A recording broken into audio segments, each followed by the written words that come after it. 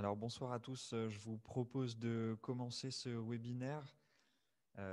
Tout d'abord, bienvenue et merci beaucoup de vous être connectés ce soir, de vous être inscrits dans le cadre de ces assises de la transition écologique qui sont organisées par Orléans Métropole.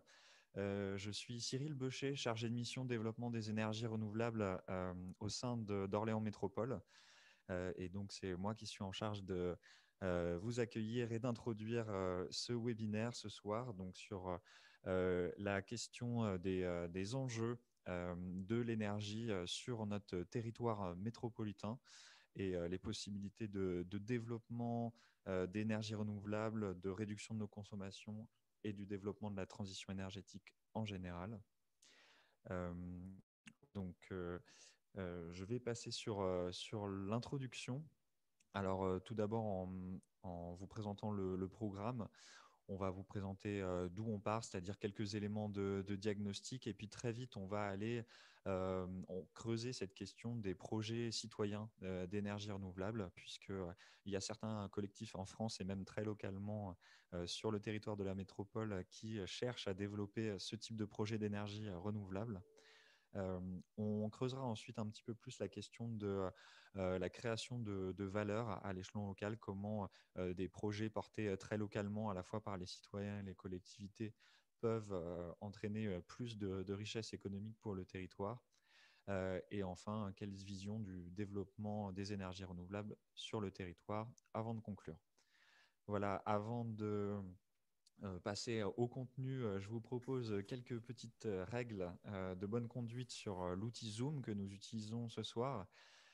Donc, tout d'abord, s'installer confortablement et puis de préférence, comme la plupart d'entre vous l'ont fait, couper son micro pour éviter les interférences et se présenter avant de prendre la parole ou alors poser vos questions au moment où les intervenants seront en train de présenter dans l'onglet chat, l'onglet discussion. Alors, si on va sur la diapo suivante, qui se trouve dans l'encart, alors la diapo juste avant, dans l'encart en bas à gauche.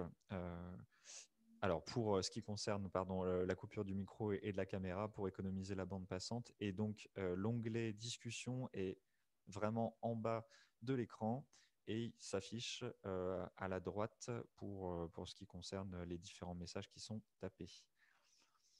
Voilà. Sachez aussi que ce webinaire est enregistré. Alors, si vous ne souhaitez pas qu'on vous reconnaisse, je vous conseille de couper votre caméra, d'éventuellement vous renommer aussi.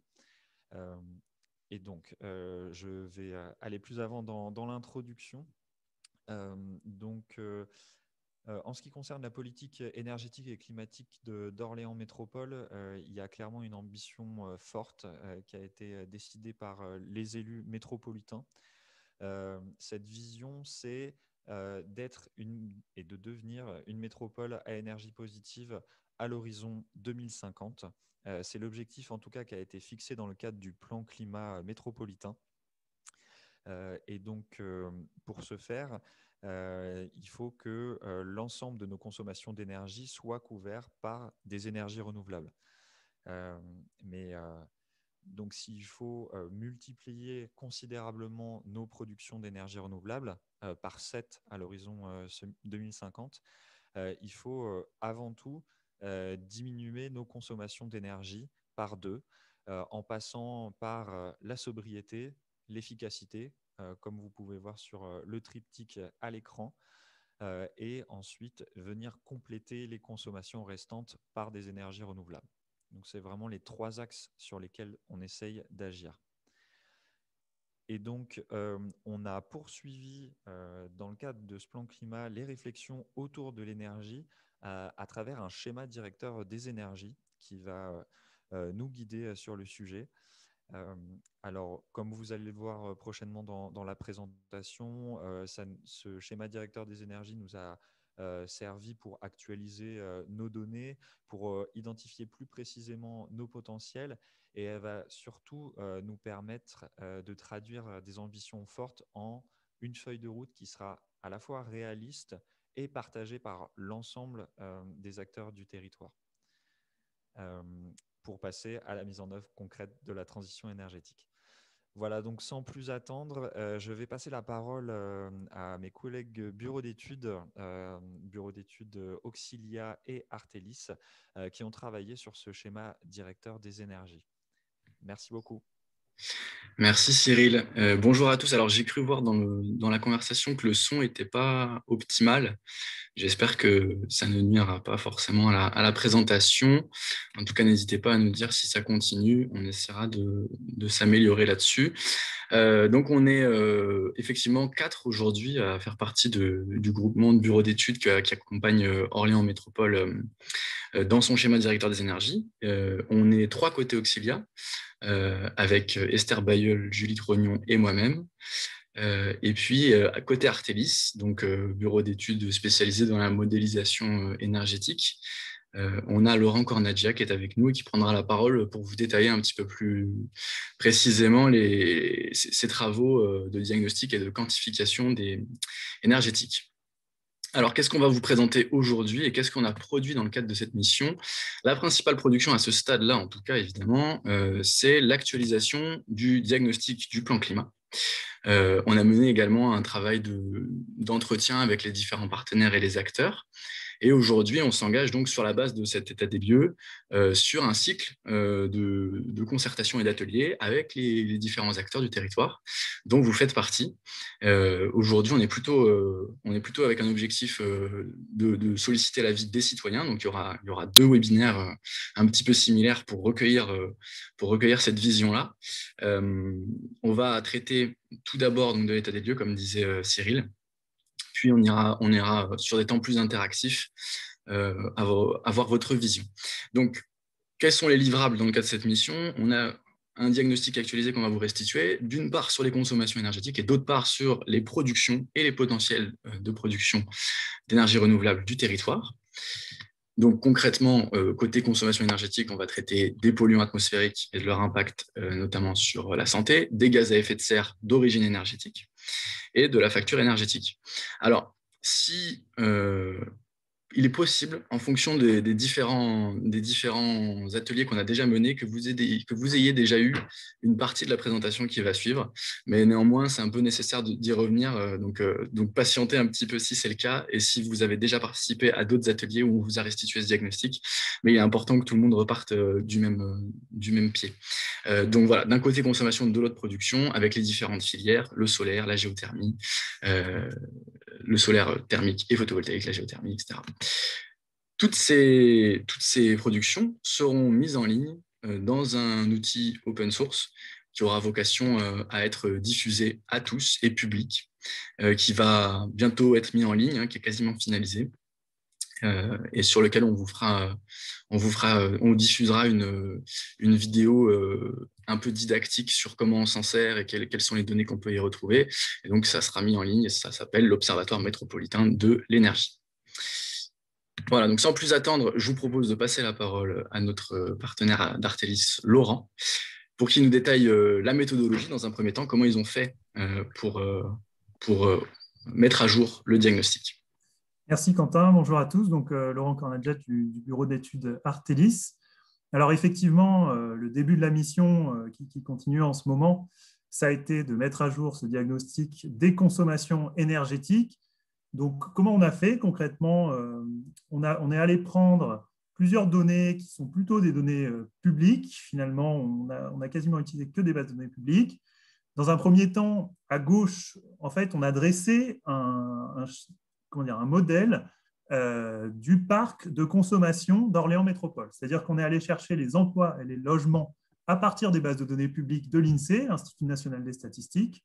À partir de là, on a multiplié ce nombre de bâtiments, ces emplois par des consommations moyennes par emploi et par logement, en prenant en compte les typologies de logements. Donc les logements plus anciens vont consommer un peu plus, en prenant en compte aussi les types de chauffage qui existent dans les logements. Donc c'est des données qui sont publiques et on peut avoir des choses au niveau d'Orléans Métropole, ce qui nous donne en fait un modèle de consommation du territoire statistique, c'est-à-dire si Orléans Métropole était un territoire extrêmement moyen, voilà ce qu'il consommerait.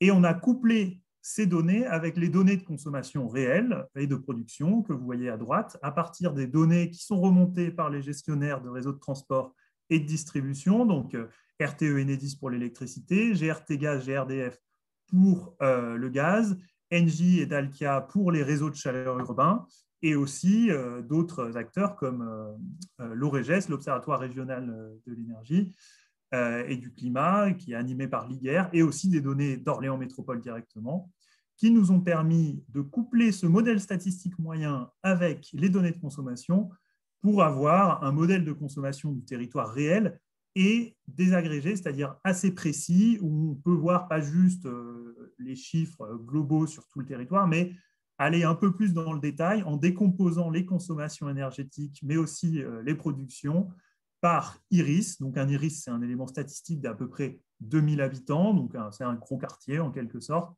Et donc on va décomposer les consommations par iris, par commune et même par secteur. Donc les 5 secteurs, c'est le résidentiel, le tertiaire, les transports, l'industrie et l'agriculture. Par sous-secteur, donc on va pouvoir décomposer par exemple pour le résidentiel par âge des bâtiments, etc. Et enfin par usage, donc typiquement pour les résidentiels, l'usage, c'est le chauffage, l'électricité spécifique, l'eau chaude sanitaire, la cuisson et peut-être d'autres potentiels usages. À partir de ce modèle de consommation et de production, on en déduit des indicateurs calculés à partir des valeurs qui vont être typiquement les émissions en gaz à effet de serre, mais aussi en polluants atmosphériques, la facture énergétique et la précarité énergétique à partir d'autres données. Donc, sur les émissions, on va prendre les émissions moyennes de l'ADEME, de la base carbone de l'ADEME, ou du CITEPA pour les émissions des polluants atmosphériques. Et pour les factures, on va prendre des prix de l'énergie qui vont être découpés chaque année et qui vont être issus de diverses bases de données qui donnent ces prix. Voilà pour la construction du modèle de consommation et de production d'Orléans Métropole qui a été effectué. Merci Laurent. Et donc, sans plus attendre, on va bientôt passer à notre présentation proprement dite, maintenant qu'on a présenté la méthode. Mais vous pensiez peut-être être tranquille derrière votre écran. Eh bien non, on vous propose un sondage et un petit quiz pour démarrer qui consiste à votre avis, à répondre à la question suivante. Quel est le secteur qui consomme le plus d'énergie sur le territoire parmi les 3 secteurs suivants?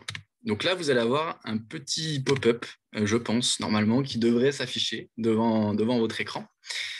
Est-ce que, selon vous, le secteur qui consomme le plus d'énergie sur le territoire d'Orléans Métropole, c'est le résidentiel, c'est-à-dire l'ensemble des habitations, logements, ou est-ce que c'est le transport, ou est-ce que c'est le tertiaire, donc le bâti d'entreprise? Donc pour l'instant, vous êtes 10 sur 17 à avoir voté, c'est très bien, 11. Et vous êtes une grande majorité à proposer le résidentiel dans vos réponses. Est-ce que vous voyez en direct les résultats? Je crois que ce n'est pas le cas. Laurent, tu vois les résultats ou pas? Non, ce n'est pas le cas. D'accord, il faut attendre que tout le monde ait voté et ensuite je vous montrerai les résultats de vos votes. Hop.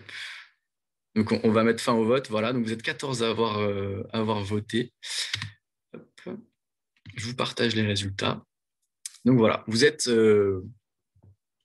un bon 3/4 à avoir proposé le résidentiel. Et on va savoir très, très vite si c'est la bonne réponse. Et oui, c'est la bonne réponse. Effectivement, le premier secteur est le secteur le plus impactant en termes de... Alors, ça ne veut pas dire que c'est en termes d'émissions, mais en termes de consommation énergétique. C'est bien le résidentiel. Vient ensuite le transport, puis le tertiaire, dans cet ordre-là. Et donc, en termes de pourcentage, voilà l'ensemble des secteurs. On a le résidentiel à 35%, le tertiaire à 23%, le transport à 27%, et viennent compléter ce triptyque l'industrie à 13% et l'agriculture à 2%. Tout ça va vous être un peu détaillé par Laurent, parce qu'à l'intérieur de ces consommations, évidemment, on a différents types d'énergie qui n'ont pas toutes le même impact en gaz à effet de serre, ni sur la facture énergétique territoriale. Donc, merci d'avoir participé à ce petit temps interactif qui avait vocation à vous réveiller dès le début. Laurent, je te laisse la main pour la suite.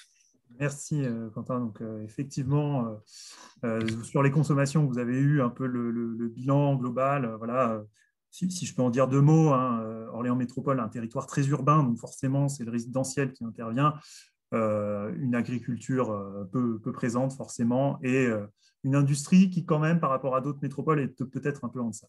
Maintenant, si on regarde au niveau des productions d'énergie renouvelable, donc là, on parle bien des productions d'énergie renouvelable, c'est-à-dire qu'Orléans Métropole produit plus d'énergie. En particulier, il y a beaucoup de cogénération gaz, mais ici, on s'est intéressé à connaître la part qui a vocation à augmenter d'énergie renouvelable et aussi de récupération d'ailleurs. Donc, on l'a distingué en trois énergies. Le bois, donc ça va être l'énergie consommée par les particuliers, donc dans les poêles à bois par exemple. La chaleur urbaine, donc les réseaux de chaleur ont une part d'énergie renouvelable depuis 2013, c'est-à-dire qu'avant 2012, tous les réseaux de chaleur étaient plutôt au fioul et au gaz, mais à partir de 2013, il y a eu un processus de mise en relation avec des cogénérations de biomasse, voire directement de transformation des sources de chaleur avec de la biomasse. Donc, on a une apparition de chaleur urbaine qui était renouvelable et l'électricité qui augmente aussi. Alors, en 2012, au niveau de l'électricité, c'était principalement l'électricité qui venait de l'usine d'incinération de Saran. Mais à partir de 2013, en fait, les réseaux de chaleur se sont mis en relation avec des cogénérations qui ont, elles aussi, produit de l'électricité. Donc, finalement, l'accroissement de la part électrique, ça vient aussi des cogénérations qui utilisent plutôt de la chaleur renouvelable. Il y a aussi du solaire photovoltaïque, il n'y a pas le détail ici, mais il faut savoir que le solaire photovoltaïque représente une part très très faible de la production d'énergie renouvelable sur Orléans Métropole. C'est environ en 2017, je crois que c'est 4 gigawattheures, donc ça représente une part plutôt infinie. Donc, ce qu'on voit, c'est qu'en 2017, on estime une production d'énergie renouvelable à 513 gigawattheures par an, soit environ 8,6% de la consommation énergétique annuelle, qui est de 6 TWh à peu près, donc 6000 gigawattheures. Donc, on a une augmentation de la production d'énergie renouvelable qui a été multipliée par 2 depuis 2012. Mais comme je vous l'ai dit, c'est principalement dû au réseau de chaleur et à l'apparition de cogénération sur Orléans Métropole qui ont joué ce rôle d'augmentation des productions renouvelables. Encore une fois, le solaire photovoltaïque, par exemple, ou même thermique, représente une part très faible et finalement assez négligeable devant l'ensemble des productions affichées ici. Si tu peux passer à la slide suivante. Voilà, donc maintenant on a fait le bilan des productions d'énergie renouvelable et de récupération sur Orléans Métropole. On voit que ça augmente, mais la question c'est jusqu'à où ça peut augmenter, puisque dans les trois critères, donc efficacité, sobriété pour réduire la consommation, mais aussi production d'énergie renouvelable pour parvenir à tout le moins faire en sorte que la consommation d'énergie d'Orléans Métropole corresponde à sa production. Alors, c'est pas forcément dire que ce que consomme Orléans Métropole, c'est exactement ce que produit Orléans Métropole, parce que forcément, il y a des mécanismes d'équilibre qui doivent arriver entre différents territoires. Orléans Métropole ne pourra pas forcément produire toute l'énergie dont il y a besoin, mais au moins que le bilan global soit satisfait en consommation et en production.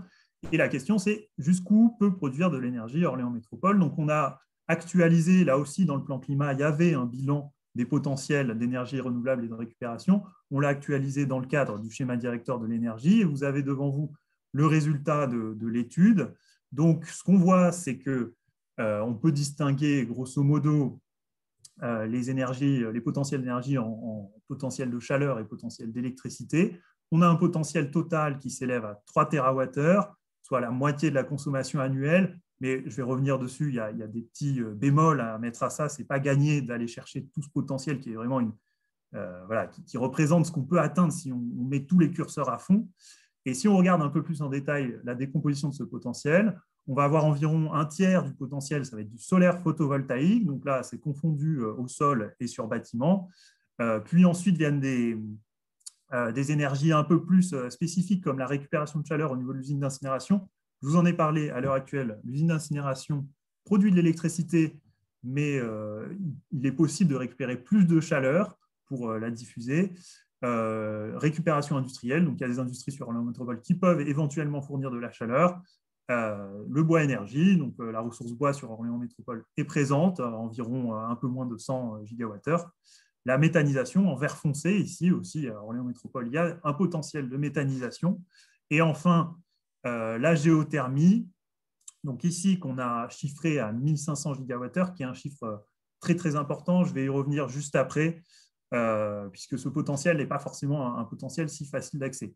Juste pour finir sur la vue d'ensemble des potentiels d'énergie renouvelable et de récupération sur Orléans Métropole, comme je le disais, Orléans Métropole n'a pas forcément vocation à produire exactement ce qu'elle consomme et à être en complète autarcie. Évidemment, heureusement, la métropole est connectée au réseau électrique et au réseau de gaz français, mais il y a aussi des potentiels sur d'autres énergies, donc en particulier sur la biomasse. Le potentiel de la région est très important, avec 15 TWh sur l'ensemble de la région, mais qui a été identifié comme plutôt pas trop exploité à l'heure actuelle. Donc voilà, il y a un potentiel biomasse régional important. Il y a aussi un potentiel de méthanisation plutôt sur les EPCI voisins. Donc les EPCI, c'est les intercommunalités, les villes, les groupes de villes voisins en méthanisation. Donc ça fait à peu près 650 gigawattheures quand même qui peuvent être raccordés au réseau de distribution du gaz d'Orléans Métropole.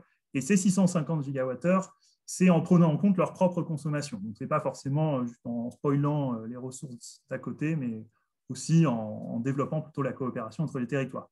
La couverture d'Orléans Métropole est à un objectif de 25% des besoins dès 2030. Donc maintenant, si on va peut-être un peu plus dans le détail sur la géothermie, donc vous avez vu ce potentiel géothermique, il est énorme, 1500 gigawattheures estimés. Alors, il faut faire un peu attention, ces 1500 gigawattheures, ils représentent quelque chose de précis. Donc, si on schématise, la chaleur géothermique peut être récupérée de deux façons, en surface ou en profondeur.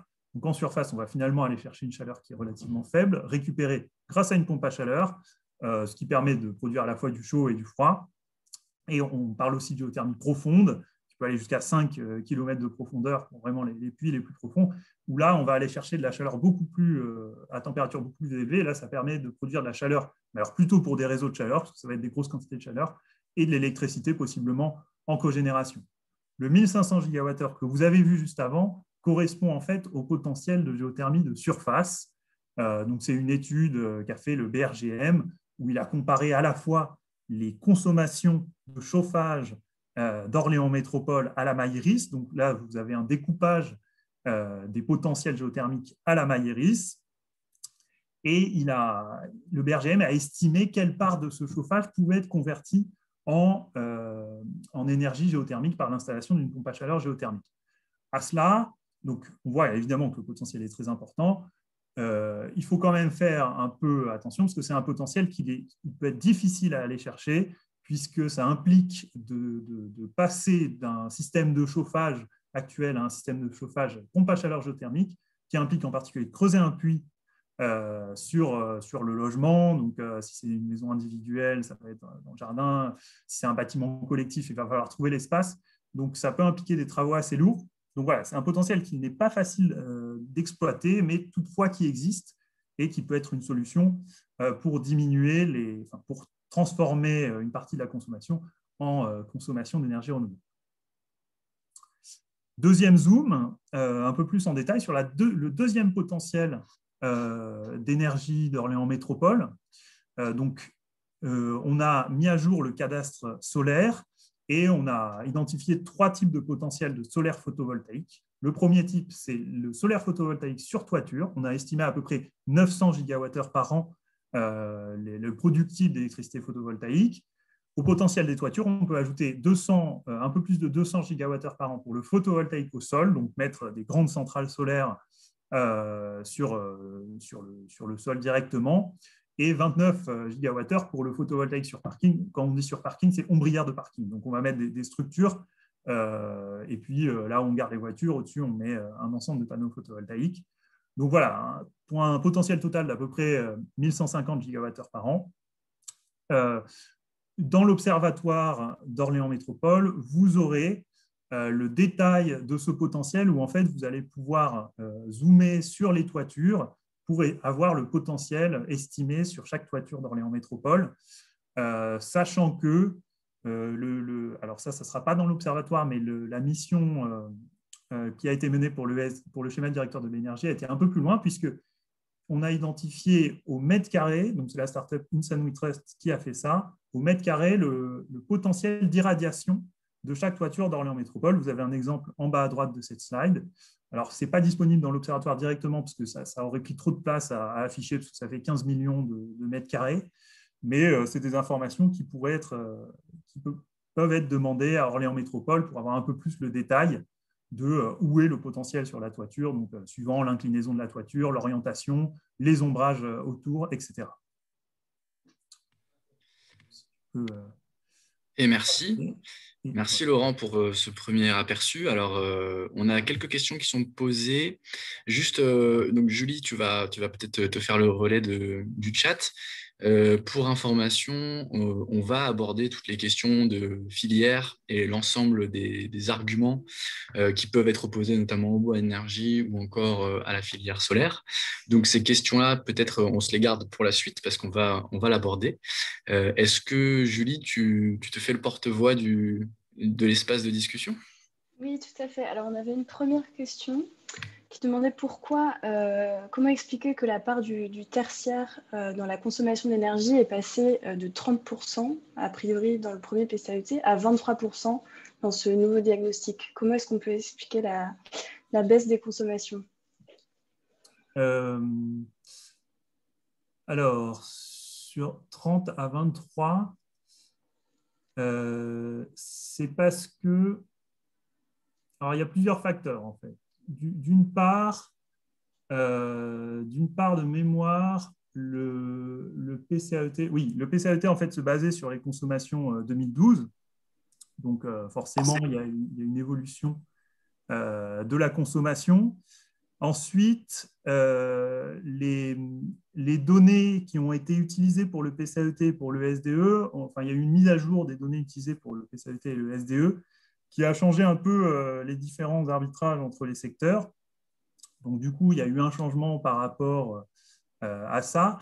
Et enfin, en fait, quand on regarde les évolutions, alors là, c'est vrai que ça n'a pas été affiché, mais c'est des choses que vous pourrez voir sur l'observatoire. Quand on regarde les évolutions tendancielles des différents secteurs, il y a une baisse importante de la consommation énergétique sur le tertiaire et sur le résidentiel, et alors qu'il y a eu une stagnation plutôt dans les transports en particulier, ce qui fait que la part relative des transports a plutôt augmenté au cours des années, alors que la part du tertiaire et du résidentiel ont baissé.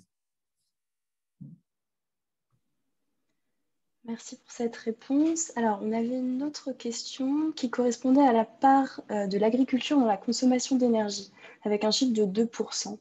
Est-ce que tu peux éventuellement repréciser ce chiffre, ce qu'il comprend, et la différence avec les émissions de gaz à effet de serre, qui sont deux données bien différentes? Tout à fait. Alors, sur l'agriculture, les émissions vont correspondre en fait à des émissions issues... Alors, en fait, quand on relève les consommations énergétiques à partir directement des énergéticiens, donc Enedis, GRDF, RTE, GRT Gaz, eux-mêmes font un découpage par secteur. C'est-à-dire que des fois, ils vont décrire une consommation de gaz qui est rattachée au tertiaire, au résidentiel et à l'agriculture. Donc, il y a une consommation gaz au niveau de l'agriculture qui est essentiellement utilisée sur le chauffage des serres d'Orléans Métropole. Il y en a un certain nombre au sud de la Loire en particulier. Et ça peut être aussi de la consommation de fuel, puisque pour chauffer les serres, alors bon, je ne suis pas forcément un spécialiste du monde agricole, mais pour chauffer les serres, il y a la possibilité aussi d'utiliser des chauffières de fuel, forcément, qui consomment du fuel. Donc ça, c'est plutôt une donnée estimée de l'OREGES, pour le coup, qui donne une estimation du chauffage au fuel du secteur agricole. En ce qui concerne la différence sur les émissions, alors c'est une très bonne question parce qu'effectivement, là, ce qu'on vous a montré, c'est les consommations énergétiques. On en déduit à partir de facteurs de GES les émissions énergétiques qui vont être les émissions de gaz à effet de serre et de polluants à partir des consommations énergétiques. Par contre, ces émissions énergétiques, elles ne représentent pas l'ensemble des émissions d'Orléans Métropole, puisque en particulier sur l'agriculture, mais c'est aussi vrai pour l'industrie, il y a plusieurs types d'émissions qui ne sont pas comptabilisées. Donc, ça va être les émissions de méthane, typiquement de l'élevage. En particulier, bon, ce n'est pas forcément le cas sur Orléans Métropole, mais ça peut l'être ailleurs, qu'on n'a pas compté dans le diagnostic des émissions. Mais effectivement, il faut bien séparer émissions énergétiques des émissions non énergétiques, en particulier donc, qui sont reliées à l'industrie et l'agriculture. Alors, pour Orléans Métropole, on considère que les émissions non énergétiques, je ne vais pas vous donner de pourcentage, mais représentent quand même beaucoup moins de la moitié des émissions de gaz à effet de serre de la métropole. Et c'est quand même les émissions énergétiques qui représentent la principale source d'émissions de gaz à effet de serre. Donc aussi, elles sont plus facilement traçables, on va dire, plus facilement comptabilisées. Et ce n'est pas tout à fait la même démarche quand on veut réduire les émissions de gaz à effet de serre énergétiques sur l'énergie ou sur l'agriculture. Forcément, ce n'est pas du tout les mêmes acteurs à qui on va parler, ce n'est pas du tout les mêmes actions. Donc voilà, le schéma directeur de l'énergie, comme son nom l'indique, s'intéresse plutôt aux émissions énergétiques, mais c'est vrai que ce ne sont pas les seules émissions métropolitaines. Super, merci pour cette réponse. Alors, on a 2 questions qui sont plutôt relatives à l'évaluation des gisements, notamment de ressources solaires et géothermiques. La première, est-ce que la géothermie est possible en zone inondable ? Et la seconde, qui c'est plutôt relative à l'implantation de panneaux photovoltaïques, est-ce que les restrictions d'implantation, pour cause notamment de proximité avec la Loire classée patrimoine de l'UNESCO, ont été prises en compte dans l'évaluation des gisements ?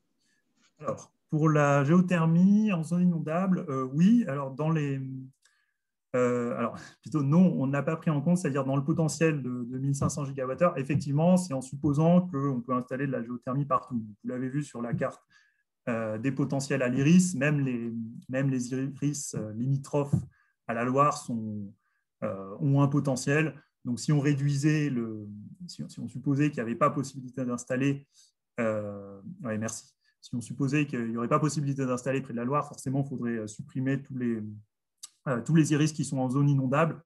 Bon, ça réduirait quand même d'environ, je dirais, 20% à peu près le potentiel, au moins. Après, en pratique, très honnêtement, je ne sais pas si c'est interdit par la loi.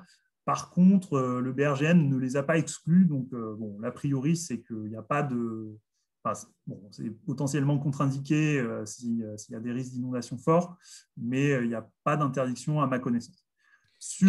Juste pour préciser, la restriction, elle touche sur la géothermie plutôt les champs de captation des nappes phréatiques pour l'eau potable. Donc on n'a pas, il y a effectivement des freins au développement de cette filière-là sur le territoire qui sont dus à ces zones-là. Voilà. Ouais, merci Quentin pour la précision, effectivement. Sur la deuxième question, donc sur les potentiels solaires, est-ce que les contraintes environnementales ont été prises en compte? Donc oui. Pour le solaire sur bâtiment, sur toiture, il y a eu des contraintes patrimoniales en particulier qui ont été prises en compte. Donc il y a des zones où il est interdit de poser des panneaux solaires voilà, pour l'architecture et la cohérence patrimoniale.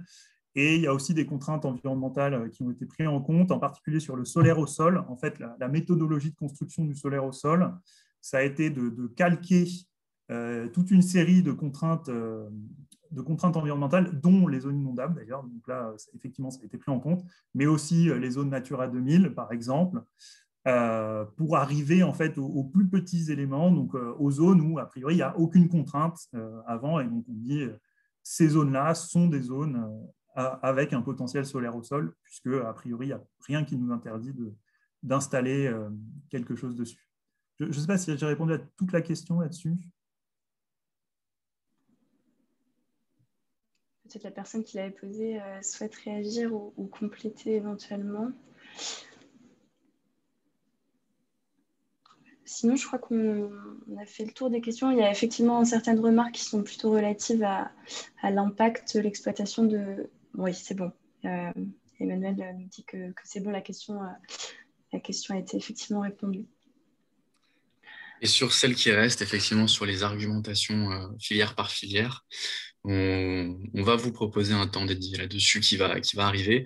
Donc, on ne va pas vous spoiler tout de suite. Je vous propose d'attaquer la suite, du coup, si ça vous va. Donc, dans le cadre de ce SDE, on a été amené à faire une enquête auprès des citoyens. Alors, elle ne se veut pas représentative de l'ensemble d'Orléans Métropole. Il y avait seulement, entre guillemets, 168 répondants. Mais ça nous a permis de dégager certains éléments qualitatifs sur comment les citoyens, les habitants de la métropole appréhendent les différentes filières. Donc, ce qui est ressorti, c'est ce qu'on vous a mis ici, c'est que selon les participants, il faut exploiter notre potentiel local en préservant nos paysages, nos ressources et nos activités agricoles.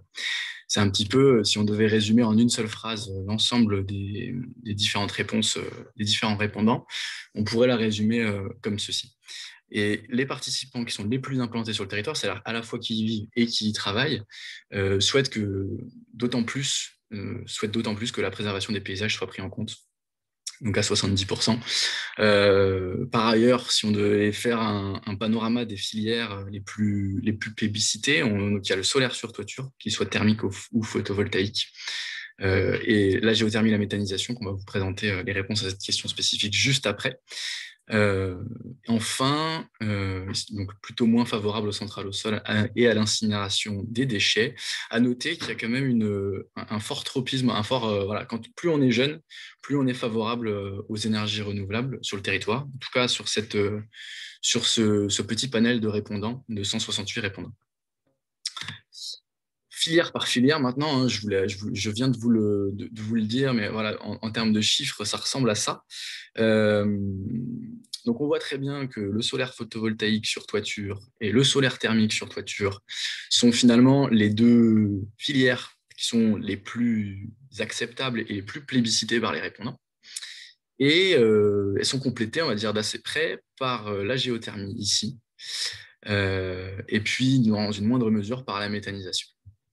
Voilà, on voit qu'il y a des filières qui créent un peu plus le débat, notamment le solaire au sol, qui est moins facile en termes d'acceptabilité des répondants, l'incinération des déchets, donc la récupération de la chaleur fatale de l'incinération des déchets.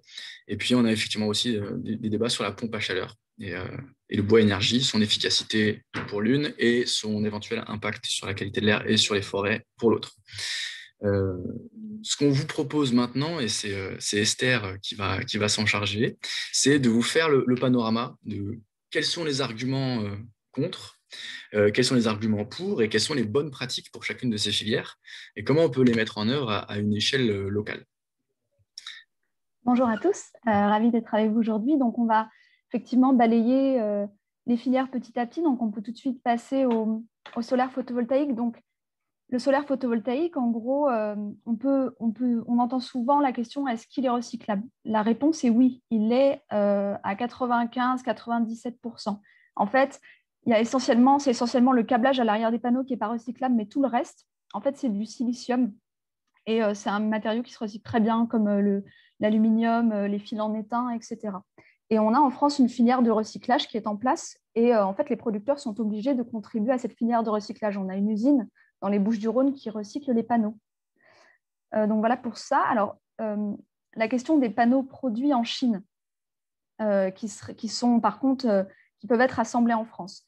Donc c'est vrai, c'est une vérité aujourd'hui que les panneaux sont essentiellement produits en Chine. En fait, les cellules photovoltaïques notamment viennent d'Asie.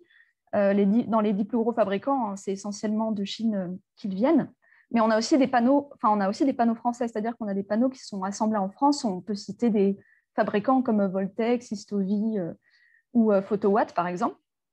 Et certaines cellules photovoltaïques sont fabriquées en Europe. En fait, ce qu'il est important de comprendre sur cette question, c'est que l'essentiel de la valeur ajoutée, en fait, se trouve pas dans la fabrication des panneaux, mais dans tout ce qu'il y a après dans le projet, c'est-à-dire l'installation et l'exploitation. Et qu'en fait, là, par contre, les acteurs français sont très bien positionnés et c'est l'essentiel des emplois, en fait, en France. Et donc, on a plusieurs milliers d'emplois. Je crois que c'est 6 000 emplois qui sont dédiés à cette filière. Il y a aussi tout ce qui est parallèle, c'est-à-dire les études, la recherche, etc. Donc après, évidemment, en fonction de choix politiques, on pourrait relocaliser petit à petit ou encourager le développement de la filière en France. La consommation des ressources rares. Donc en fait, là, c'est un petit peu à nuancer, c'est-à-dire que c'est une bonne question à se poser. En fait, les seuls métaux qui peuvent être considérés comme rares et qu'on utilise beaucoup, c'est le cuivre, qui est un composant principal en fait, de l'ensemble du réseau d'électricité et des panneaux, et l'argent, qui est utilisé dans les cellules photovoltaïques de certaines filières. Et en fait, ces métaux, ils ne sont pas rares, ils sont en quantité, disons, limitée, et ils sont utilisés dans plein d'autres secteurs industriels. Donc, en fait, évidemment, il faut anticiper le déclin et mettre des filières de récupération et de recyclage, sachant que ces matériaux, encore une fois, se recyclent très bien, et envisager des substitutions quand on le peut. Et enfin, la question de qu'est-ce qu'on consomme comme énergie pour produire le panneau et qu'est-ce que le panneau va rendre en énergie pendant son exploitation. Le bilan est extrêmement positif sur ce point. Ce qu'on appelle le temps de retour énergétique des systèmes, c'est-à-dire ce rapport entre combien de temps il faut qu'ils produisent pour combler l'énergie qu'il a pris à produire, c'est entre un peu plus d'1 an et 4 ans, selon le pays où est l'installation et le type d'intégration du panneau.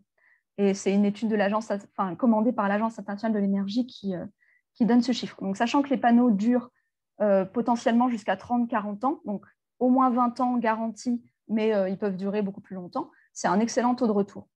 Donc voilà pour le photovoltaïque. Tout à l'heure, on a parlé aussi de routes solaires. J'ai vu qu'il y avait une question sur le sujet. Donc il y a eu une expérience, il y a un projet pilote qui a été mis en place en Normandie, dans un village sur à peu près 2000 mètres carrés, il me semble, qui était assez onéreux. Et en fait, pour l'instant, ce projet n'a pas donné de résultats positifs. Il n'est pas très efficace énergétiquement, pas très rentable économiquement. Il a des nuisances sonores quand les voitures roulent dessus, il se dégrade très rapidement. Donc le problème, c'est que voilà, quand ce genre de projet combine deux fonctions qui n'ont pas forcément à voir et qui sont un peu incompatibles, c'est une difficulté. En fait, le fait que les voitures roulent dessus dégrade l'équipement. Donc pour l'instant, ce n'est pas très satisfaisant comme technologie. Donc on en reste sur les panneaux classiques. Sur le bois énergie, donc on a parlé, j'ai vu qu'il y avait une question tout à l'heure sur l'exploitation des forêts et qui favorise des coupes rases, etc. En fait, la question, on le voit, c'est qu'est-ce qu'on utilise comme source de bois. On peut avoir plusieurs catégories de produits. En l'occurrence, à Orléans Métropole, les réseaux de chaleur utilisent les rémanents d'exploitation et on connaît en fait la provenance. Après, on peut faire des plans d'approvisionnement qui s'articulent bien avec la ressource qu'on a sur le territoire et les modèles d'exploitation, aller voir par exemple les propriétaires forestiers. Ce n'est pas parce qu'on exploite une forêt qu'on la détruit. Il y a beaucoup de manières de faire. Et en fait, ce qui est important, c'est d'améliorer l'efficacité des équipements de chauffage parce que du coup, on consommera beaucoup moins de bois. Et donc, on peut, en fait, en améliorant le système global, préserver largement la forêt. Et même chose pour la pollution atmosphérique. Si l'équipement est plus performant, on va diminuer de manière très importante les particules fines qui sont effectivement produites quand on brûle du bois. Mais quand on brûle une bûche dans la cheminée ou quand on brûle dans une chaudière biomasse collective avec filtre et dans des conditions idéales de combustion et en atmosphère fermée, etc., avec des traitements secondaires, c'est extrêmement réduit. Et en fait, le bilan carbone est positif sur tout le cycle entre le cycle de vie du bois et puis son utilisation en énergie. Donc, en fait, l'effort essentiel, c'est de remplacer le chauffage au bois résidentiel par bûche, en ce qu'on appelle en foyer ouvert, en cheminée, par des équipements beaucoup plus efficaces. Alors, concernant la méthanisation, en fait, la méthanisation, il faut voir ça comme s'intégrant à une transformation plus globale de l'agriculture. C'est-à-dire que quand on regarde, est-ce que le carbone retourne à la terre quand on méthanise et qu'après on répand le digestat sur les cultures. Pour l'instant, les études qui sont menées par l'INRA depuis que la technologie se déploie montrent que la méthanisation n'appauvrit pas les sols. Par exemple, par rapport au compostage, par exemple. On met toujours une bonne quantité de matière organique. Il y a un léger impact sur la vie du sol, mais en fait, ce qui est plus important, c'est les pratiques agricoles, c'est-à-dire à quelle profondeur on travaille le sol, est-ce qu'on couvre après, est-ce qu'on met des couverts pour le sol pour éviter qu'il soit lessivé, est-ce qu'on change les cultures, est-ce qu'on traite par du phytosanitaire. Et c'est ça, en fait, qui est beaucoup plus impactant sur la vie du sol. Donc, en fait, au regard, en fait, de pour l'instant, les études qui existent sur avant-après, quand les exploitations utilisent la méthanisation, la méthanisation a plutôt été un levier vers le développement d'une agriculture beaucoup plus écologique. Et notamment par la baisse de l'utilisation de la fertilisation minérale, donc par des intrants pétroliers. Voilà.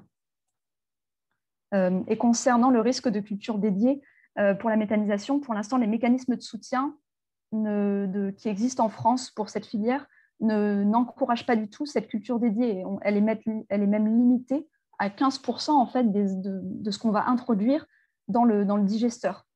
Donc ça permet, c'est juste un moyen en fait, de sécuriser les agriculteurs, mais ce n'est pas du tout un encouragement, c'est plutôt une limite. Par contre, là où ce que font les agriculteurs, c'est qu'ils font des cultures intermédiaires à vocation énergétique, c'est-à-dire qu'entre deux cultures alimentaires, ils vont mettre des couverts végétaux qu'ils peuvent ensuite utiliser pour le digesteur. Et en fait, c'est extrêmement positif parce que c'est une pratique agricole qui préserve les sols. Et donc, ce n'est pas une culture dédiée, c'est simplement, ça s'insère dans un système global d'agriculture vertueux pour l'exploitation et les sols concernés. Concernant l'incinération des déchets dont on a parlé, donc, parfois, on fait un amalgame un petit peu commode sur énergie renouvelable, etc. En fait, c'est énergie renouvelable et de récupération. Donc, quand on incinère les déchets, en fait, c'est une énergie de récupération on récupère la chaleur à partir de la combustion des éléments brûlés dans les déchets. Et en fait, cette chaleur va ensuite soit alimenter un réseau de chaleur urbain, soit être utilisée pour produire de l'électricité. Et en fait, il faut savoir que cette filière, déjà, ne concerne que les déchets qui ont traversé toutes les étapes de recyclage, de valorisation qui sont prévues par la loi. Et il y a une hiérarchie de modes de traitement. Et une fois qu'on a respecté tout ça, il reste des déchets résiduels. Et c'est ceux-là qui sont incinérés et qui sont brûlés. Et évidemment, c'est une filière qui est sur la durée moins intéressante environnementalement que les énergies renouvelables, mais qui a un bénéfice par rapport à la mise en décharge et qui ouvre un débouché énergétique pour ces déchets résiduels. Et en fait, là où on veut en venir, c'est que c'est pas uniquement de dire les énergies renouvelables, c'est absolument parfait, c'est une solution totale. En fait, il y a plusieurs manières de faire un projet. Et au niveau local, on peut se poser des bonnes questions pour rendre un projet plus vertueux, plus profitable au territoire, notamment en ce qui concerne son intégration patrimoniale et paysagère. Parce qu'évidemment, quand c'est une installation industrielle, donc ça touche à l'identité, ça montre notre activité humaine, etc. Donc, le but, ce n'est pas de soit détruire le paysage à tout prix, soit le sacraliser, parce qu'on ne peut pas le mettre sous cloche, il évolue avec nous, avec notre société. Par contre, il peut être un outil pour savoir qu'est-ce qu'on veut faire de ce territoire, comment on met en œuvre la transition énergétique et s'approprier en fait son évolution. Et on a des outils aujourd'hui pour avoir une approche paysagère des projets. Donc, par exemple, pour le photovoltaïque, ça peut être de l'intégration sur toiture. Et la méthanisation, on peut créer des harmonies visuelles, changer les matériaux, enfouir une partie des cuves. Voilà, il y a plein de solutions. Et on peut recourir à des experts en intégration paysagère pour ça. Pareil, on peut se poser la question, est-ce que les énergies renouvelables vont impacter la valeur du foncier? Pour l'instant, les études convergent. Déjà, les études concernent, on a peu d'informations sur le sujet. Ça concerne surtout les parcs éoliens, les interrogations, et de toute façon, Orléans Métropole n'est pas concerné comme on l'a vu auparavant. Mais en fait, il y a tellement de facteurs qui influent sur la valeur immobilière des biens que c'est assez difficile. Et la concertation, en fait, permet au moins d'intégrer au mieux le projet au territoire et d'éviter une éventuelle dévalorisation, sachant qu'un territoire qui anticipe sur l'avenir et qui fait une transition écologique intéressante sera de toute façon plus intéressant pour ses habitants qu'un territoire qui ne le fait pas. Et petite incise, juste parce que ça n'a pas été évoqué, mais l'éolien est exclu pour le territoire d'Orléans Métropole. Donc en réalité, on ne l'aborde pas ici, vous l'avez compris. Mais, voilà. Pareil, concernant la santé, au-delà du fait que installer des énergies renouvelables et remplacer les énergies fossiles par des énergies renouvelables, c'est forcément positif à la santé grâce à l'amélioration de la qualité de l'air. Bien sûr, on peut se poser des questions. Donc, on a parlé du bois-énergie. Et par exemple, pour la méthanisation, on peut maîtriser les rejets d'ammoniac ou de pollution des eaux. Il y a des règles strictes de ventilation, de couverture, de contrôle régulier, etc., qui permettent d'éviter ça.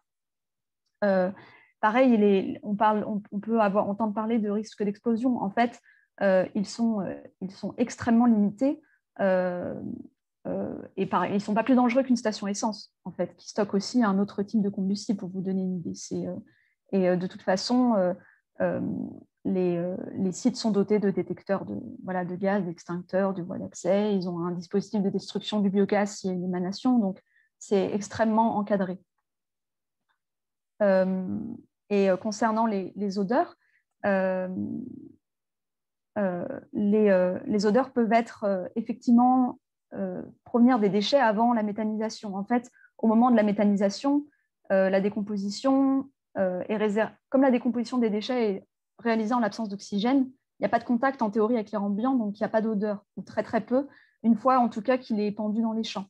D'ailleurs, c'est un moyen de réduire les odeurs d'épandage, aussi la méthanisation pour les agriculteurs. Par contre, c'est au moment du transport, du stockage qu'il peut y avoir des odeurs, mais en général, il y a des mesures qu'on peut prendre pour les réduire au maximum, des camions étanches, réduire les allers-retours, ventiler l'air, etc. Et évidemment, contrôler et réagir rapidement s'il y a un désagrément pour les citoyens. Voilà, et en fait, tout ça, vous voyez que en fonction des questions qu'on se pose sur qu'est-ce qu'apporte le projet d'énergie renouvelable au territoire, comment on le fait, selon quelle modalité, ça incite en fait à se l'approprier et s'impliquer en tant que citoyen dans la construction et la gouvernance des projets d'énergie renouvelable. C'est un excellent moyen d'avoir ce qu'on souhaite tout en faisant la transition écologique et énergétique du territoire. Merci Esther. Alors je ne sais pas si on prend des questions, peut-être qu'il y en a eu, Julie, dans le chat. Je fais juste un petit retour par rapport au tout premier schéma qu'on vous avait présenté, que Cyril vous avait présenté. On est aujourd'hui sur un atelier qui est orienté sur la production d'énergie renouvelable, mais on n'oublie pas évidemment que les 2 premières étapes et les 2 premières priorités, c'est d'abord de maîtriser la demande en énergie et d'améliorer ce point-là. Néanmoins, aujourd'hui, effectivement, on traite de la production d'énergie renouvelable et on a anglais l'atelier sur ce sujet-là. Voilà, c'était juste pour un petit rappel, mais merci beaucoup Esther pour ces précisions sur les arguments et les questions locales. Est-ce que Julie, tu as vu des questions ? Alors, il y a effectivement quelques questions, notamment une relative au stockage de l'électricité photovoltaïque pour la restitution la nuit. C'est vrai qu'on ne l'a pas mentionné. Alors, oui, globalement, je vous laisse compléter éventuellement, mais pour toutes les énergies renouvelables électriques, on peut déployer il y a d'abord l'idée on parlait de réduire la demande d'énergie, donc déjà en la réduisant et en la pilotant, en décalant évidemment les usages en fonction de quand on a la production et pour éviter en fait les pics de consommation, parce que c'est là qu'on peut avoir une difficulté. On peut faciliter ça et diminuer ses besoins de stockage. Ensuite, pour le stockage lui-même, on peut avoir plusieurs solutions. Évidemment, les batteries, et notamment les batteries en seconde vie des voitures électriques, par exemple, peuvent être utilisées sur les bâtiments pour stocker l'énergie. L'idée étant plutôt de piloter la demande et de compléter par d'autres énergies renouvelables qui fonctionnent, elles, la nuit. Et aussi, on a d'autres solutions de stockage, y compris mécaniques. Par exemple, un système en fait, de pompage de l'eau qui permet de remonter l'eau quand il y a une production électrique grâce à la production électrique excédentaire, et au moment où il n'y a pas d'électricité, relâcher cette eau à travers un barrage pour avoir de l'électricité renouvelable, en fait, hydroélectrique, au moment où on en a besoin, donc qui est celle-là pilotable. Si je peux compléter sur le stockage, pour donner une perspective au territoire d'Orléans Métropole, la production actuelle d'Orléans Métropole, c'est 3 gigawattheures sur le solaire pour une consommation électrique de 2 térawattheures. Et il y a une consommation électrique qui est résiduelle. Donc, même à midi, Orléans Métropole va consommer pas mal d'électricité. Donc, à l'heure actuelle, installer des panneaux photovoltaïques sur Orléans Métropole, donc, quand il y en aura beaucoup, la question se posera. Mais pour l'instant, il n'y a aucun problème à développer au niveau du stockage, en tout cas les panneaux photovoltaïques, puisqu'il y a encore une grosse marge avant d'arriver au moment où la production dépasse la consommation électrique. préciser ça. Merci Laurent. Julie, est-ce qu'on a fait le tour des questions? Il y avait une question par rapport à l'hydrolien, mais effectivement, vu peut-être le potentiel limité sur le territoire, ça n'a pas été traité.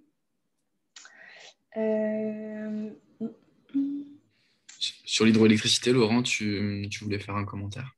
Oui, je n'ai pas parlé des potentiels qui n'avaient pas été mentionnés. Donc, effectivement, l'éolien, tu l'as dit, exclu parce qu'il faut que ça soit à plus de 500 mètres des habitations. Donc, sur Orléans Métropole, il n'y a pas d'espace en fait, qui permet ça. Sur l'hydroélectricité, il y a eu, lors du plan climat, une évaluation du potentiel.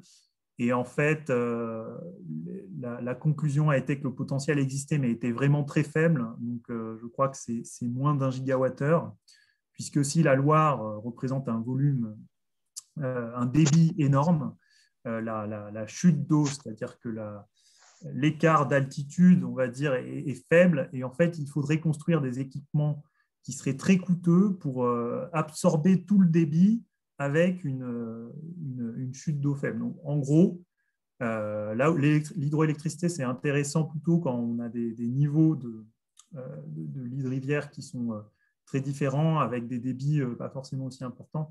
Mais là, sur l'évaluation qui a été faite, a été menée sur quelques seuils. Et sur les quelques seuils présents sur le territoire d'Orléans Métropole, il n'y a pas eu un potentiel énorme qui a été identifié. Voilà, donc ça a été un peu mis de côté, l'hydrolien, puisque ça n'a pas forcément été considéré comme la meilleure solution face à des technologies beaucoup plus matures qui ont été présentées ici, par exemple. Merci. Alors, je vous propose, sauf s'il y avait d'autres questions, Julie, est-ce qu'on en prend une dernière ou pas? Il y avait une question sur est-ce qu'il est prévu de subventionner l'installation de panneaux solaires sur le résidentiel? Donc, est-ce que c'est une subvention de la métropole? Je ne sais pas. J'espère qu'on va bien entendre. Alors oui, par rapport à cette question du subventionnement, alors en ce qui concerne la métropole en tout cas, il n'y a pas de subvention actuellement. Après, les élus sont conscients que les objectifs qui se sont fixés sont très ambitieux. Aujourd'hui, on est dans le cadre des assises de la transition écologique, qui est un moment où on va mobiliser les acteurs du territoire, les citoyens. On va les mobiliser aussi pour co-construire des projets avec eux. Et donc, à terme, voilà, se posera la question du financement aussi des différents projets qui vont avoir lieu sur le territoire. Donc, pour l'instant, pas de subvention et niveau financement, on n'en sait pas plus, mais ça va évoluer dans les prochains mois. Merci Cyril. Alors, je vous propose qu'on avance en sachant que, donc là, on a commencé à dessiner des bonnes pratiques en creux, avec toutes ces questions et ces arguments. Je vous propose de passer à un sujet global qui peut être un élément de réponse à ces premières interrogations et qui est le projet citoyen d'énergie renouvelable, donc le projet porté par des citoyens. C'est parti. Alors, est-ce que c'était Esther ou Julie sur cette slide? C'est toi, Esther, toujours. Ah oui, j'y vais. Du coup, comme on le disait, le projet citoyen collectif est le moyen de faire le projet qu'on souhaite et de le faire aussi mieux accepter sur le territoire. Pour ça, il y a plus. Ça veut dire que c'est un projet qui aura quelques caractéristiques dans son mode d'élaboration. C'est à la fois une forme de transparence sur les décisions, ça permet de savoir ce qui se fait à quel moment. L'intérêt, c'est que les porteurs de projets sont sensibles au cadre de vie et connaissent bien le territoire. On peut adapter aux besoins et des riverains et à leurs priorités les choix stratégiques et les modes de fonctionnement, y compris pendant l'exploitation en fonction de l'énergie. Et enfin, il peut y avoir un modèle de projet et de financement du projet qui, en fait, fasse que la rente, donc c'est-à-dire la valeur économique qui est produite par le projet, puisque l'énergie est vendue et consommée, donc il y a de la génération de valeur, soit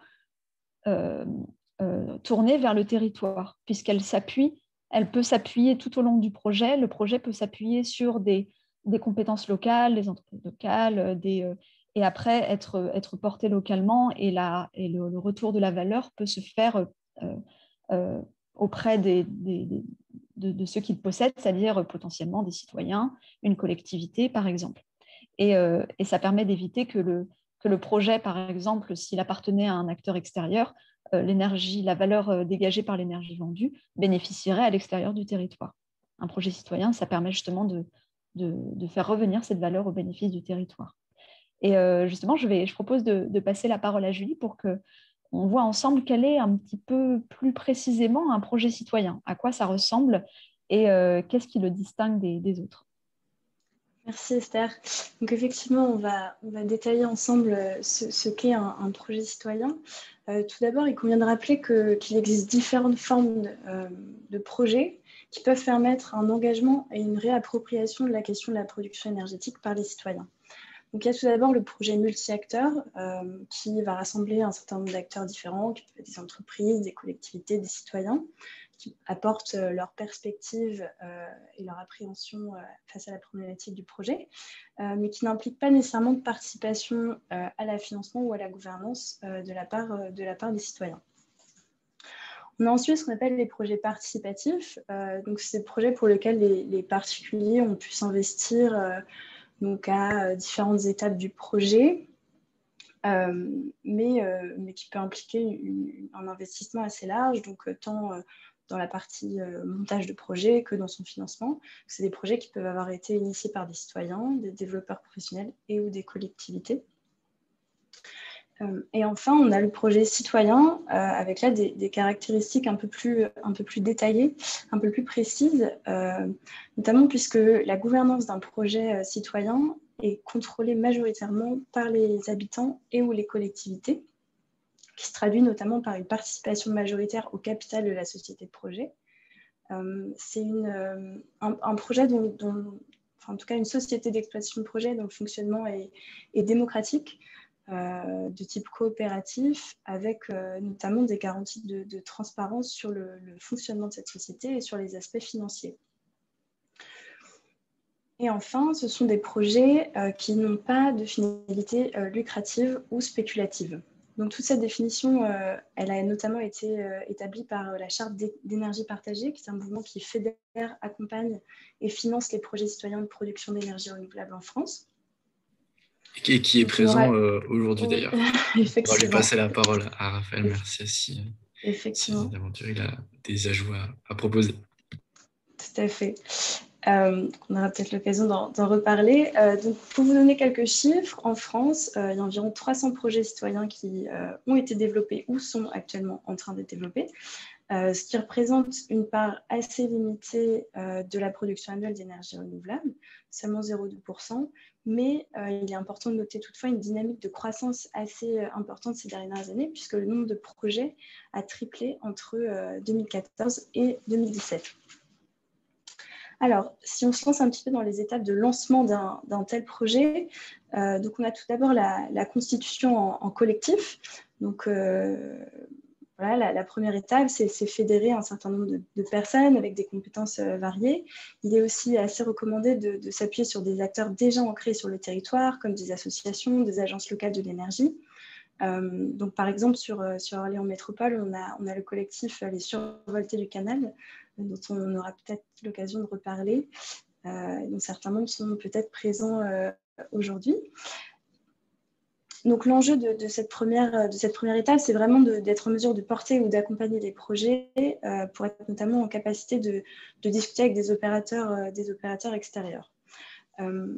Donc ensuite, la phase de structuration du projet qui consiste à là plutôt mettre en place une gouvernance, les modalités de la gouvernance collective, définir le projet spécifique, les objectifs que l'on souhaite atteindre, le type de projet que l'on souhaite développer.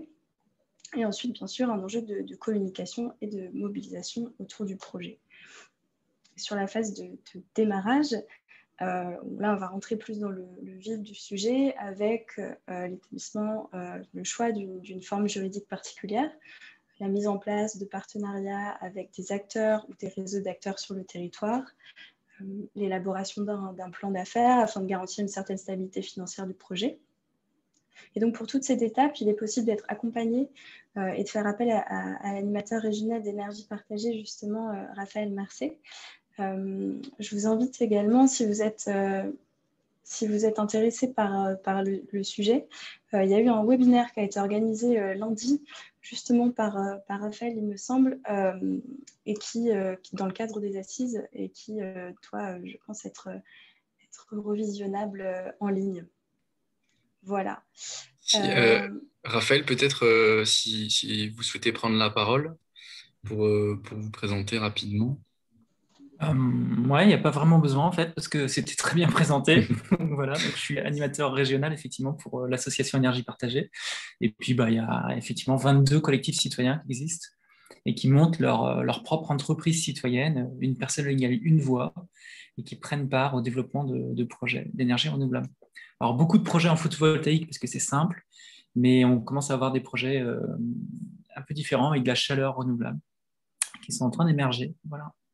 C'est tout ce que j'ai à dire sur le sujet. Vous pouvez aller voir le site internet d'Énergie Partagée. Je vais vous le mettre en commentaire. C'est énergiepartagée.org et puis vous aurez un peu les détails de tout ça. Voilà. Merci. Merci.